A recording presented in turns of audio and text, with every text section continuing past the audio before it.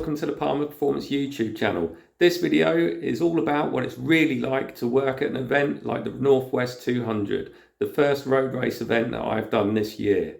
It's about 2 days after I got home from it, so I've had time to reflect. It, as always, was busy and hectic, and as a function of that, you know, trying to find the time to actually take decent video and stuff is tricky, but I've got various bits of video and clips and photos and stuff which we'll talk you through. We'll talk you through the bikes and how the event works and how much hard work it can be as well. So stay tuned and hope you enjoy the video. And today I am now in the van. I'm just heading over to the Lee Hardy workshop because obviously, as you guys know, I'm working on the roads with him and Davo this year. So being as he's relatively local to me, he needed a bit of a hand today, try and get things finished off before we leave for the Northwest. So I'm heading over there now, do some jobs over there today, and then I'll have Sunday off, and then Monday I'll head back over to Walton Park, catch up with a few people, and then meet up with the guys who are coming to help us at the Northwest and get on the ferry, and away we go. So that is about the size of it for today. I will get a few little videos when we're at the Lee Hardy workshop.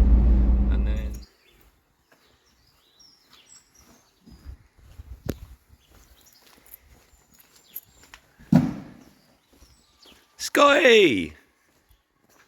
How are you doing? Not bad. Do you mind being on YouTube? Or, you know, am I going to have to blur your face out and pretend that you don't exist? Glasses across me. How you doing, all right? A busy day at the Lee Hardy workshop culminated in a finished Superstock bike ready for first practice and a nice treat of fish and chips from Mother Hubbard's in Swaffham, one of the team sponsors. That was basically it for me over the workshop. The next time I'd see the bikes in Lee would be in the Northwest 200 paddock on Tuesday. On the Monday I drove up to Walton Park. There was a couple of guys who were helping us at the Northwest who were coming with us, and we got the ferry from Liverpool to Belfast, and the morning of Tuesday we drove onto the circuit.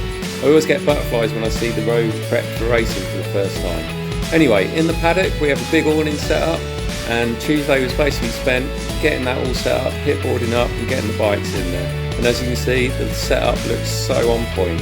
Really pleased with how everything looked, and I bet Lee was as well. He should be proud of what he put together.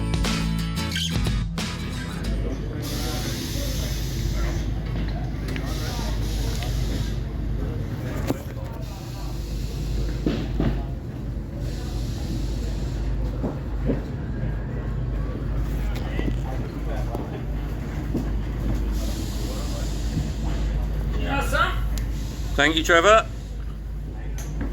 Got the rear in it though? No, not yet, mate.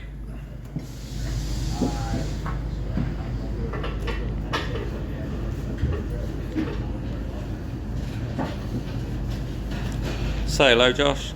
Hello, boys and girls. It's now time for first practice, and you'll notice that the bike has wet tyres fitted. That's because we are set up in the paddock in the awning with the lorry, but we actually have to operate from the pit tents up on the road during the session. So we have to take the bike through scrutineering first, and we take it through on wet tyres rather than having to take the warmers off our slicks and let them get cold in between the two places. So when we get it up on the road, we then put the slick tyres in, ready to go. As you can see, this, although it's a Superstock bike, this bike is running on full Motec electronics, Superstock legal electronics. There's all sorts of data and information that's shown on the dash on this thing. It's a pretty trick bit of kit.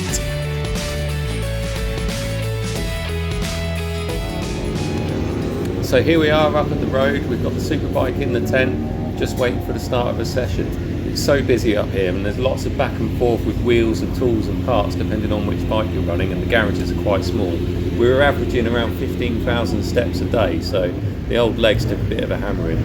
And this is on the grid, so you kind of line up on a dummy grid ready for the start of a session with your tyre warmers plugged in and your generator, and get ready to go.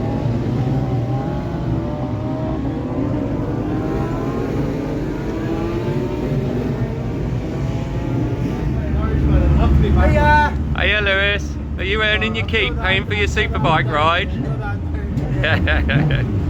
Ian, have you ever ridden here before? No, I've never seen the Causeway.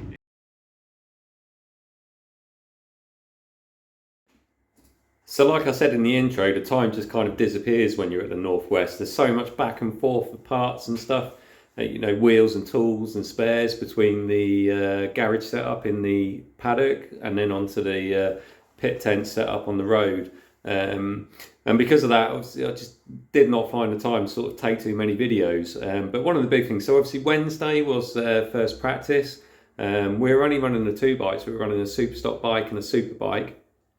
And, you know, once those practice sessions were out of the way, you know, they went okay. Davo hadn't ridden at the Northwest for 5 years. So, and he hadn't had a lot of testing on the bike. So really it was just one sort of big test session and shakedown. So, but yeah, once that first sort of evening of practice, or day of practice out of the way, it's then a case of sort of taking all the wheels out of the bike, taking the air boxes apart, cleaning air filters, you know, checking everything over, cleaning fuel pumps, just basically giving the whole bike a real in-depth front to back once over, make sure there's no problems, no leaks, no issues, because obviously on the road it's you know, so much more dangerous than racing on short circuit. Not that, you know, short circuits don't have its dangers too, but it's always in the back of your mind with road racing that it's, you know, that element of danger is that bit higher. So, you know, you put so much effort into making sure everything is 100% spot on.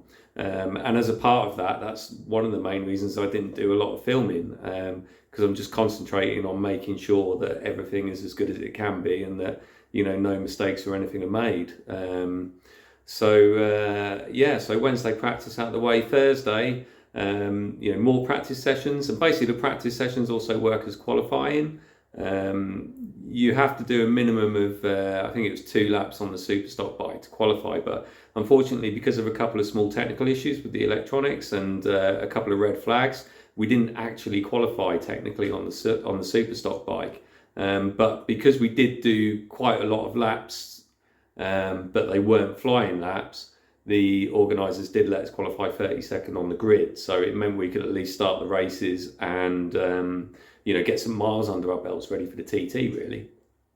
The Superbike, I think we qualified 16th or 17th, something like that. And the first races are on the Thursday night, and then you have Friday off, and then you have the big races, more races on the Saturday. So the next bit of footage will be from the Thursday night races. It's a bit of a weird thing at the Northwest. There's no like TV feeds in the garages or anything like that. So there's a big screen for the general public to view, so you can see that from the pit area or up on the road. But you kind of feel a little bit disconnected from it. And when it's busy, there's not really a lot of mobile signal either. So, you know, trying to watch the live timing or anything like that is always a bit hit and miss. So it's, it's an interesting thing. It's, you know, you end up standing out on the pit tent and looking up the road and sort of counting the bikes as they come through to try and see where your rider is. But anyway, a bit more footage from that Thursday, and we'll go from there.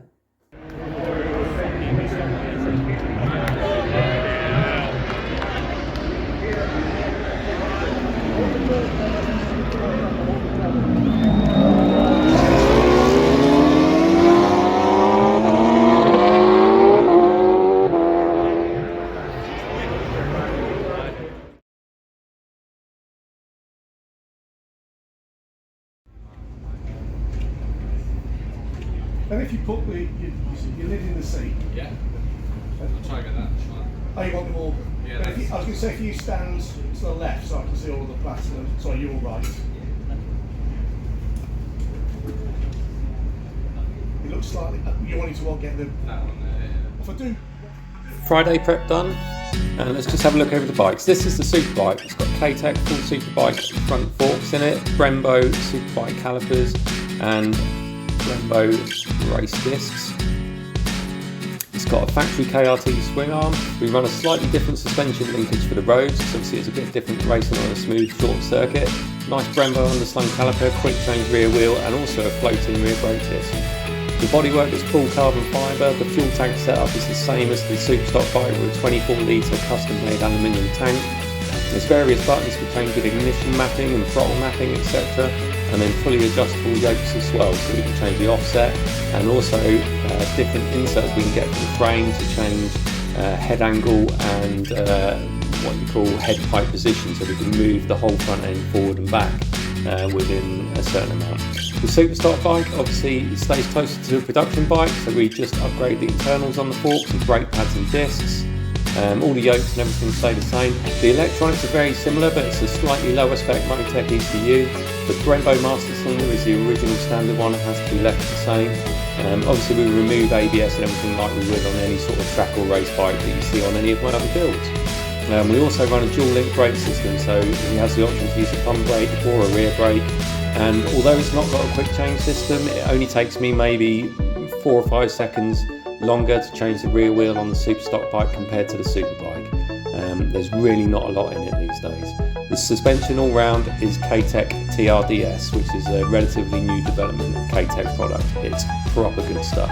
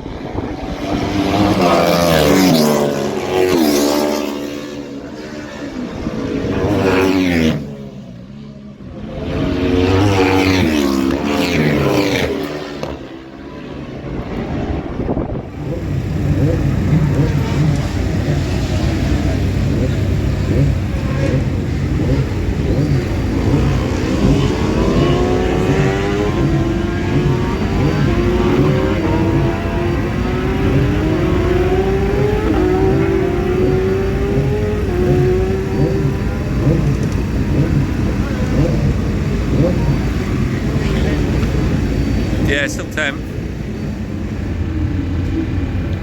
This is kind of what you do. You lose phone signal when you're here because there's so many people who've come along to watch. So you end up sitting on your tent in the pits up on the road, just kind of waiting to see how the race pans out with not really knowing what's going on. There is a big screen over there. There's a load of people around it. It's bloody hot today. So I'm sitting in the shade because we just spent so long sitting on the grid waiting for the race to start, because a load of people decided it'd be a good idea to walk out onto the road, so they had to clear that up. But it's all good fun. That is what we tell ourselves. So they're now probably running at least an hour and a half behind. It's meant to be a super sport race next, and then a Superstock race, and then a twin race, and then another Superbike race. So by the time that pans out, I mean, the road can be closed all the way up till 9 PM at night. So once all the races are done and out of the way, we then got the unenviable job of packing everything away, breaking down this pit garage, breaking down all the pit setup down by the lorry, and obviously packing the lorry. So it's going to be a late one tonight, a long day, and then early tomorrow morning we'll head on out to the ferry for the long drive home.